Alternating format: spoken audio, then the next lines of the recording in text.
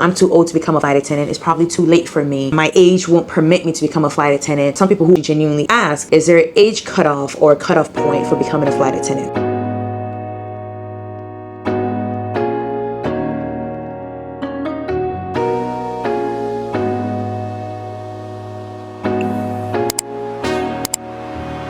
I am a New York-based flight attendant working with a major US airline company. This topic, honestly, every time I do or record a flight attendant video, it comes to mind. My airline doesn't have an age limit, I believe, because we don't have like a retirement age limit or whatever. But obviously, it's whether you're physically capable, mentally capable, and able to be able to perform your safety duties. At what age do you become a flight attendant? Personally, I refuse to put a number on it, but I know you've all heard that me say in my videos where I say that I wish I became a flight attendant when I was younger or much younger than when I became a flight attendant, or whenever I talk about flight attendant pay and the financial part among other things, I consistently mention the fact that it's probably perfect for somebody who's younger. But I had to think about that, right? And that actually led me to record this video. Some airlines do have an age for when you can become a flight attendant in terms of the minimum age. For us, it's 21 years. So just remember, always check the job posting and the description side to see what the age requirements are. But I know for the most part, you have to be 21 because you're serving alcohol. And if you fly to the United States, you have to be 21 to be able to drink alcohol, let alone serve it, right? However, whether you're young or old, there are pros and cons. This is not to age shame anybody or to make anyone feel like because they are of a certain age,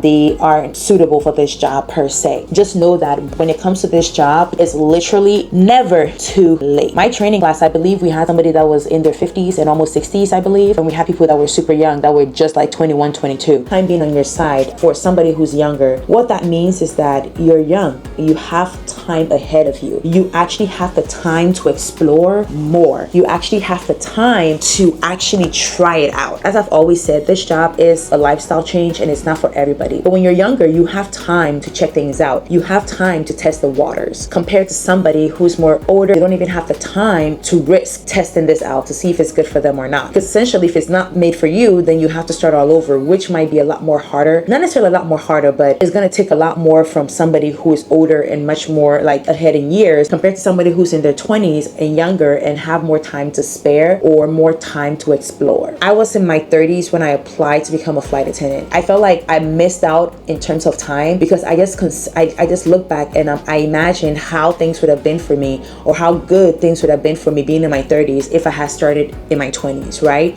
How beneficial it would have been for me, where I would have been financially if I started in my 20s compared to starting in my 30s. And this actually leads me to the next point, which is a high earning potential. When you start off young, you actually get the difficult part of the process when it comes to the finances and the pay, among other things, early when you're much younger, which probably fewer responsibilities compared to somebody who's older. Somebody who's older probably has kids, family, and everything, have a mortgage they have to pay for, and they're starting off with a job that potentially doesn't pay you for training, doesn't start you off with a good amount of income. So for somebody who's older, this can become an issue compared to if I was in my 20s. I probably would still be living with my parents, so I don't have to worry about paying rent or paying mortgage. And even if there is an option to relocate, I can do it easily because I don't own a home, I don't have any roots or anything tying me back per se. Once you hit your 12th year, right, you start earning really good money, maybe from the 5th year and above. Let's put it that way to be simple. But the longer you stay with your company, the more money you make. So if I start at 21, in 5 years I would have been 26. In 10 years I would have been 31. So the money I would have been making at 31 if I started at 21 will be double,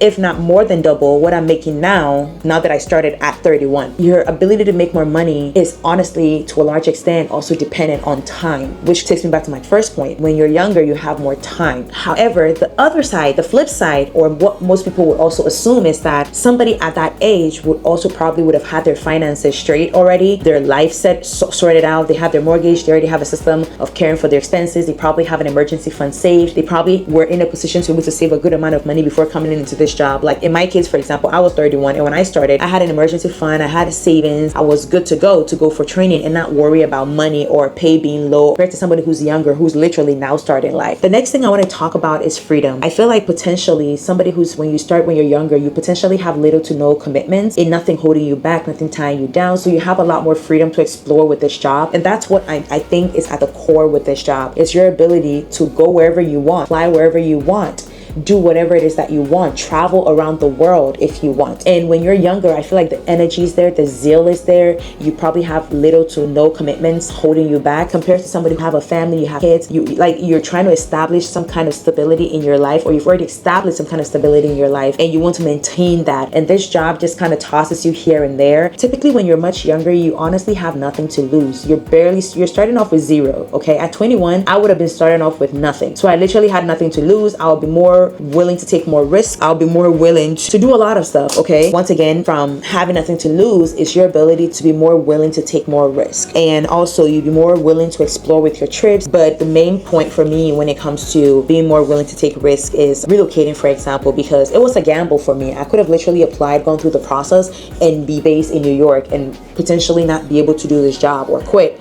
or not take the offer because I can't move to New York. And the funny thing is, when you are applying, they don't let you know what bases will be available. Most of the time you're made aware what bases are available or will be available in the middle of training. I was even fortunate that before I went for training, I was told what will be available and I chose from that pool. In my case, if I was younger, I'll probably be living with family at that point, so I don't have the obligation of paying rent.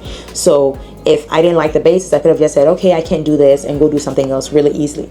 But if you have bills and you have things to worry about, you can't really take that risk, and it becomes harder for you. Some of the cons that I do want to talk about comparing both sides is the fact that I feel like with the way this job is, if you fit in perfectly or you end up enjoying it, you're likely going to be stuck in it for years. As a young adult, you miss out on your opportunity to work in other industries with other people or within other conditions that can help you grow. Personally, I feel like all the jobs that I've had ever since I was in college up until becoming a flight attendant built me and set me up to become a flight attendant, or set me up for success to become a flight attendant. I feel like every experience I've had in my career so far, or my job, professional life so far, has always set me up for the next step or built me up for the next level. The last thing that I do want to talk about is compared to somebody who's older, when you start this job, I feel like with the way this job is, you can easily lose yourself in it, right? It consumes you because it becomes like your whole being in a way. But when you're more matured, I feel like all things being equal, you become, or the assumption is that you're more grounded in yourself and your identity and who you are, that you are able to position yourself such that this job does not consume you and take over you, compared to somebody who is much more younger and much more impressionable, right? Like I said, this job consumes you and you have to be grounded. You have to be grounded. You have to have something going on for you outside of your life, outside of the job. And if you're young and you're still trying to figure your life out, that might be hard from the start compared to somebody who's more matured or older, who probably already have a lifestyle going, and this is just an add-on for them. I'm not discounting or invalidating anyone's feelings or experience in this job, but one thing that has become apparent to me, in my opinion, is that it's definitely not for everybody. And once it's not for you, it's not for you. There's honestly nothing you can do to make it be for you. And there are people that have left this career and have been successful wherever it is that they went to, right? They found their place. I think I have found my place. So the big question, at what age should you become a flight attendant? I feel like there's no number to it. You can become a flight attendant anytime you want. It's more so based on your circumstances and your current situation.